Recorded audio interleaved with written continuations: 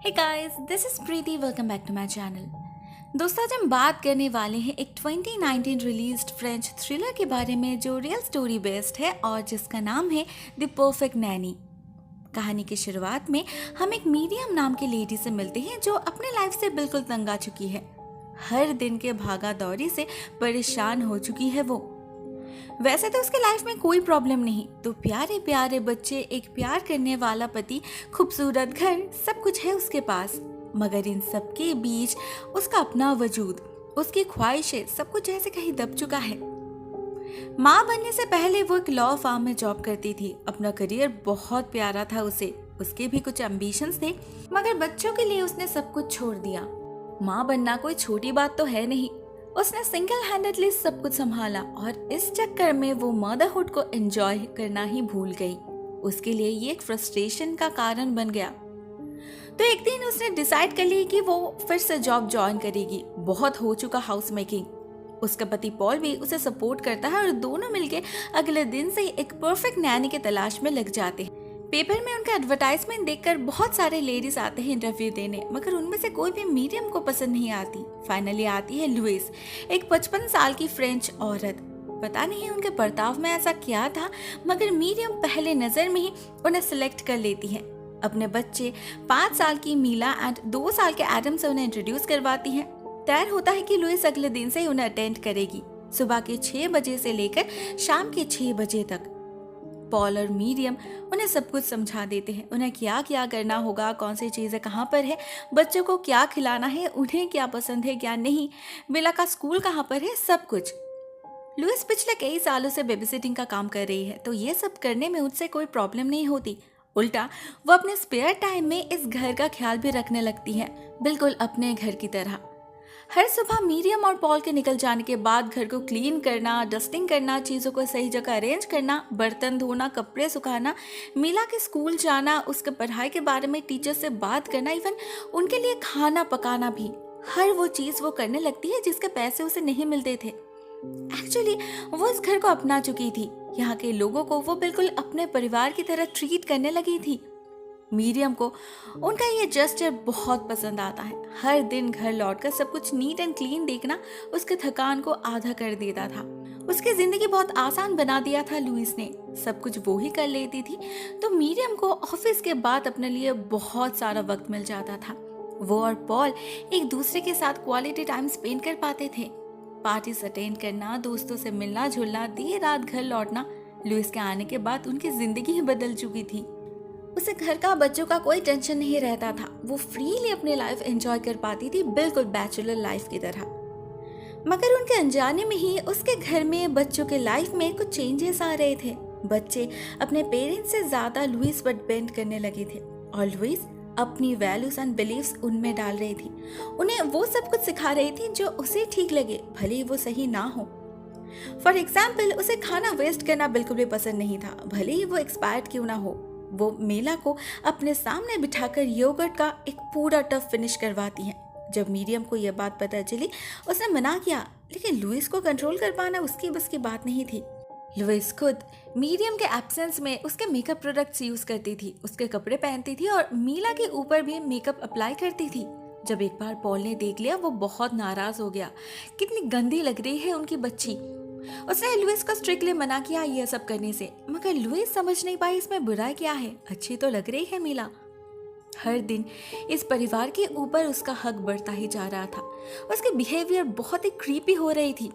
जैसे वो कभी कभी बिस्तर के नीचे छुप जाती थी और उन्हें ना पाकर मीला और एडम जब रोने लगते थे, उसे बहुत सेटिस्फैक्शन फील होता था उनके चेहरे को देखकर। बहुत प्राउड फील करती थी वो अपने आप में ही। खुद को यकीन दिलाती थी कि उसके बिना ये लोग कुछ नहीं कर पाएंगे। अभी वो ज्यादातर समय इसी घर में बिताती है। सुबह सबके जागने से पहले ही आ जाती है और देर रात घर वापस जाती है। कब क्या होगा सब वो ही डिसाइड कर लेती है। जैसे एक दिन ऑफिस से घर लौटकर मीडियम ने देखा, लुइस ने मीला का बर्थडे पार्टी अरेंज किया है। केक से लेकर डेकोरेशन तक सब कुछ हो चुका है, गेस्ट भी आ चुके हैं, इवन उसने मीला को भी अपने पसंद का ड्रेस पहनाया है। मीडियम कुछ कह नहीं पाती, मगर बात उससे हजम भी नहीं होती। लुइस कुछ ज्यादा ही अथॉरिटी नहीं दिखा रही। कुछ समय बाद एक दिन मीडियम जल्दी घर लौट आती है बच्चों को सरप्राइज देने के लिए। वो तो बहुत खुश हो गए थे, मगर जैसे ही उसने लुइस से कहा आज खाना पकाने की जरूरत नहीं, मैंने ऑर्डर कर दिया है, तो उसका मुंह उतर गया। सब कुछ फ्रिज में डाल के ऐसे निकल गई जैसे इन लोगों ने कोई वादा किया था कि हर दिन उन्हें उसी के हाथों से खाना पड़ेगा। मिरियम को उसके ये बर्ताव बहुत अजीब लगते थे। इतनी भी क्या पोसेसिवनेस है, तो वो एक एम्प्लॉय ही ना। लेकिन उसे लुइस की जरूरत भी थी। आजकल के जमाने में इतना काम कौन करता है। तो वो लुइस को कुछ नहीं बताती और उसकी हरकतें नजरअंदाज कर जाती है। इसके कुछ दिन बाद ही मिरियम और पॉल अपने दोस्तों के साथ घूमने जाते हैं। लुइस भी जाती है उनके साथ बच्चों का ख्याल रखने। उसे बहुत मजा आता है। लाइफ में पहली बार इतना एंजॉय कर पाती है वो। ये उसके जिंदगी के सबसे खूबसूरत दिन थे। इस परिवार के साथ वो अपना ड्रीम लाइफ बिता रही थी। उसे हमेशा इसी घर में रहना था इन लोगों के साथ। तो वो एक बहुत ही अजीब प्लान बनाती है। उसे लगता था अगर मिरियम फिर से एक बार प्रेग्नेंट हो जाए तो अगले 4 साल तक उसकी नौकरी तो पक्की है। इसी थॉट के साथ वो मिला को मैनिपुलेट करती है। उसे सिखाती है मिरियम के सामने जाकर एक भाई या फिर बहन की मांग करने के लिए। वो खुद भी मिरियम को ऐसे ऐसे डिशेस बनाकर खिलाने लगती है जिससे वो जल्दी कंसीव करे। एक दिन मिरियम और पॉल के घर लौटने के बाद वो बच्चों को लेकर बाहर निकल जाती है जिससे पॉल और मिरियम एक साथ कुछ वक्त बिता पाए। मगर वैसा कुछ नहीं होता। मिरियम इतनी टायर्ड थी कि पॉल के लौटने से पहले वो सो जाती है और अगले दिन उनका बेड बनाते वक्त लुइस को पता चला मिरियम का पीरियड चल रहा है। मतलब उसका नुस्खा काम नहीं किया। वो बहुत उदास हो जाती है। उसे तो कुछ करना ही होगा। लेकिन इसी बीच मिरियम को कुछ बातें पता चलती है। उसे मिला के स्कूल से कंप्लेन मिलता है कि वो बहुत अग्रेसिव होती जा रही। अपने क्लासमेट पर हाथ उठाती है वो। और दूसरे दिन मिरियम को एडम के शरीर पर कुछ बाइट मार्क्स नजर आते हैं। लुइस से पूछने पर वो कहती है मीला ने काटा है। सिर्फ एडम को ही नहीं, उसे भी। मिरियम को तो समझ ही नहीं आता मीला कब से ये सब करने लगी। वो अपने बेटी से बात करना चाहती थी मगर लुइस ने उसे रोका। कहा वो संभाल लेगी। मिरियम और कभी इस बारे में बात नहीं की और ना उसे पता चला कि इस सब के पीछे असल में लुइस ही है। बच्चों को काटना, खुद को काटना, ये उसकी एक बीमारी है और मिला के अंदर सडन मूड स्विंग भी उसी के कारण हो रहा है। इसके कुछ दिन बाद पॉल की माँ सिल्विया आती है उनसे मिलने। वो बच्चों को इतना ज्यादा पैम्पर करने लगती है कि उनका डेली रूटीन ही बिगड़ जाता है। पूरा दिन कैंडीज खाती रहती है मिला। लुइस को ये सब बिल्कुल भी पसंद नहीं आता। वो उनके डाइट एंड डिसिप्लिन के मामले में बहुत ही ज्यादा स्ट्रिक्ट है। ऊपर से जब उसे पता चला ये लोग पूरे 1 हफ्ते के लिए सिल्विया के घर घूमने जा रहे हैं, उसका तो मूड ही खराब हो जाता है। गुस्से में लाल हो जाती है वो, जबकि उसे तो खुश होना चाहिए था। इतने दिनों बाद उसे छुट्टी मिल रही थी, वो भी पूरे 1 हफ्ते के लिए। सिल्विया को उसका ये एटीट्यूड पसंद नहीं आता। लुइस कुछ ज्यादा ही हक जता रही है उनके पोते पोतियों पर। वो मिरियम से भी बात करती है इस बारे में, लुइस को छोड़ देने के लिए। उन्हें वो औरत ठीक नहीं लगती। इधर पॉल को भी कुछ चीजें नजर आ रही थी। मिला आजकल कुछ ज्यादा ही जिद्दी हो गई है, झूठ कहने लगी है। इवन उसने अपने दादी से भी कहा है उसका एक भाई या फिर बहन होने वाला है। हो ना हो, ये सब लुइस का ही असर है। मैक्सिमम समय तो वो उसी के साथ रहती है। जरूर उसी ने सिखाया होगा ये सब। बिसाइड्स उसे भी लुइस का बिहेवियर बहुत अननेचुरल लगता है। कुछ ज्यादा ही डिस्परेट है वो। उनके हर एक पर्सनल डिसीजन में डायरेक्टली इनडायरेक्टली इंटरफेयर करती रहती है, जो हर वक्त अच्छा नहीं लगता। इधर जब मिरियम और पॉल उसे काम से निकालने के बारे में डिस्कस कर रहे थे तो उधर लुइस पागलों की तरह भटक रही थी। काम पर तो उसे जाना नहीं था, तो उसे समझ नहीं आ रहा था वो क्या करे। हम देखते हैं उसके घर की हालत बहुत ही खराब है। जो औरत दूसरों के घर को इतना प्यार से सजाती है, अपने घर के प्रति उसका कोई लगाव नहीं। सारी चीजें बिखरे पड़े थे, चारों तरफ गंदगी फैली थी, मगर लुइस को जैसे कोई फर्क ही नहीं पड़ रहा था। वो जैसे एक ट्रांस में थी। क्या सुबह क्या शाम उसे कुछ पता ही नहीं चल रहा था। फाइनली वो और खुद को रोक नहीं पाई। ऑन द 5th डे वो इस वाले घर में आ गई। ये घर उसे ज्यादा अपना लगता। अपने घर में तो उसे सफोकेशन फील होता है। अगले 2 दिन यहाँ वो अपने तरीके से एंजॉय करती है। हम देखते हैं उसके अंदर 2 पर्सनैलिटीज है। एक जो बहुत ही ऑर्गेनाइज्ड है, परफेक्शनिस्ट, ये साइड वो बाकियों के सामने प्रेजेंट करती है, और दूसरा एक केयरलेस मेसी सोल जो उसका ट्रू सेल्फ है। 2 दिन में इस घर की हालत भी वो अपने घर की तरह बना देती है। मगर जैसे मालिक के लौटने का वक्त होता है, वो एक अच्छे केयर टेकर की तरह सब कुछ साफ करके उनके लिए एक वेलकम ट्रीट रखकर निकल जाती है। उन्हें वो किसी कंप्लेन करने का मौका नहीं देगी। और उसका ये तरीका काम कर भी जाता है। घर लौटकर मिरियम फुल्ली इम्प्रेस्ड हो चुकी थी। पॉल के दिमाग से भी उसे निकालने का आइडिया निकल जाता है। मगर इसके कुछ दिन बाद ही एक बहुत ही बिज़ार इंसिडेंट होता है। खेलते खेलते जब लुइस को वॉशरूम जाने की जरूरत पड़ती है, वो एडम का टॉयलेट यूज करती है और फिर मिला से वो क्लीन करवाती है। उस छोटी सी बच्ची को भी ये चीज बहुत अजीब लगती है। वो अपने पेरेंट्स से कहती भी है, मगर कोई यकीन नहीं करता। ऑनेस्टली मिरियम बहुत सारे छोटे छोटे चीजों को इग्नोर कर रही थी। कौन सी मेड सुबह के 4 बजे काम पर आती है? उसके पास चाबी है, इसका मतलब ये तो नहीं कि वो कभी भी आ जा सकती है। मगर इससे किसी का कोई नुकसान नहीं हो रहा था, तो मिरियम भी कुछ नहीं कहती। देखते देखते 6 महीने बीत जाते हैं और एक दिन पॉल को एक चिट्ठी मिलती है टैक्स डिपार्टमेंट से। लुइस ने पिछले कई सालों से अपने घर का टैक्स पे नहीं किया, इसीलिए वो लोग चाहते हैं पॉल लुइस के सैलरी से डिडक्ट करके वो पैसे उन्हें पे करे। पॉल को इस सब में नहीं फंसना था, तो वो बहुत नाराज हो जाता है और लुइस को डांट देता है।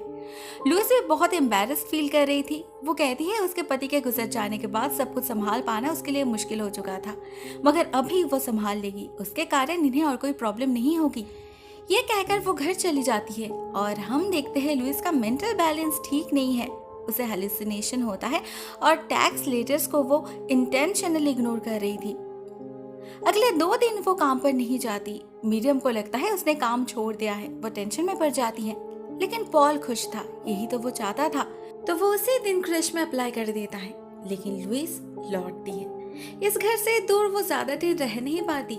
लेकिन जब उसे पता चला इन लोगों को और उसकी जरूरत नहीं है, एक क्रश ने उनका एप्लीकेशन एक्सेप्ट कर लिया है, तो उसका दिल टूट जाता है। वो शॉक में चली जाती है। उसे यकीन ही नहीं हो रहा था कि वो और बस 15 दिन का मेहमान है। किसी काम में और उसका मन नहीं लगता। वो काम पर तो आती है, मगर बच्चों का ख्याल नहीं रखती। एडम पूरा दिन रोता रहता है। वो एक बार भी उसे गोद में नहीं उठाती। पार्क में जाकर भी सो जाती है। बच्चे क्या कर रहे हैं, कहाँ जा रहे हैं, कुछ ख्याल नहीं रहता उसे। उसका बर्ताव दिन ब दिन इतने तेजी से बदलने लगा था कि बच्चे उससे डरने लगे थे। एक दिन शाम को घर लौटते वक्त वो डिनर टेबल पे मिरियम के लिए एक अजीब सी चीज रख कर जाती है, जो देखने में बहुत ही घिनौनी थी। मिरियम को तो उल्टी आ जाती है। वो श्योर थी लुइस उनसे गुस्सा है। बहुत डर लग रहा था उसे, मगर पॉल उसे अश्योर करता है कि वो लुइस से बात करेगा। मंथ एंड होने में और बस कुछ ही दिन बाकी है।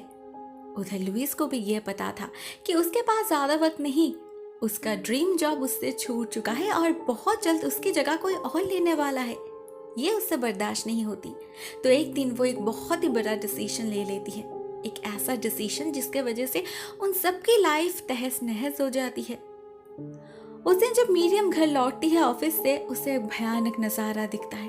पूरा घर खून से लथपथ हो चुका था। दीवार, बिस्तर, इवन बाथटब भी खून से भरा पड़ा था और उसी पानी में पड़ी थी बच्चों की लाश। लुइस ने उनके बच्चों का खून कर दिया था, बहुत ही बेरहमी से। उसने अपनी जान लेने की कोशिश भी करी, अपना गला काट कर, मगर सक्सेसफुल नहीं हुआ। वो जिंदा रह गई बाकी जिंदगी नरक में गुजारने के लिए।